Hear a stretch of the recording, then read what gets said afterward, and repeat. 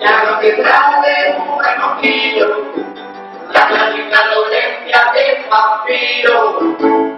Y estará en un grupo de autoayuda, escribirá con un seudónimo, y ahí encontrará la cura del vampiro anónimo.